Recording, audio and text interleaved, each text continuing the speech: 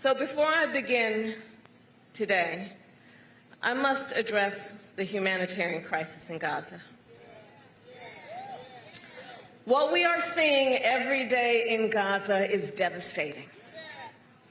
We have seen reports of families eating leaves or animal feed, women giving birth to malnourished babies with little or no medical care, and children dying from malnutrition and dehydration.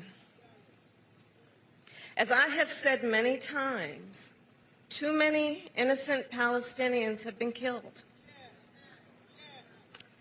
And just a few days ago, we saw hungry, desperate people approach aid trucks, simply trying to secure food for their families after weeks of nearly no aid reaching northern Gaza.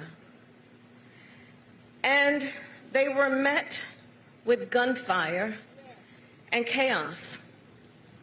Our hearts break for the victims of that horrific tragedy and for all the innocent people in Gaza who are suffering from what is clearly a humanitarian catastrophe.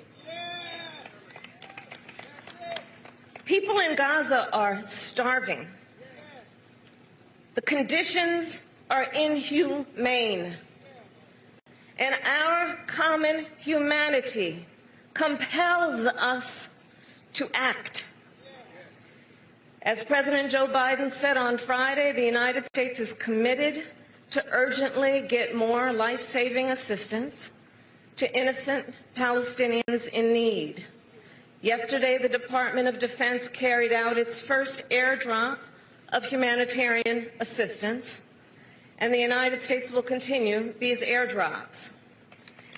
And we will work on a new route by sea to deliver aid. And the Israeli government must do more to significantly increase the flow of aid. No excuses. They must open new border crossings. They must not impose any unnecessary restrictions on the delivery of aid. They must ensure humanitarian personnel, sites, and convoys are not targeted.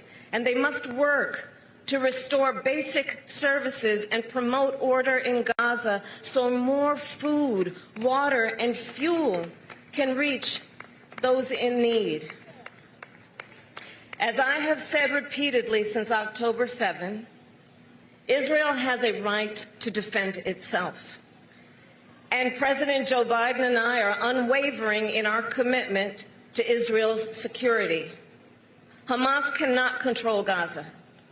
And the threat Hamas poses to the people of Israel must be eliminated. Hamas is a brutal terrorist organization that has vowed to repeat October 7th again and again until Israel is annihilated. Hamas has shown no regard for innocent life, including for the people of Gaza, who have suffered under its rule for almost 2 decades. And Hamas still holds dozens of hostages for nearly 150 days now. Innocent men and women, including American citizens, who were brutally taken from their homes and from a concert. I will repeat, the threat of Hamas poses to the people of Israel must be eliminated.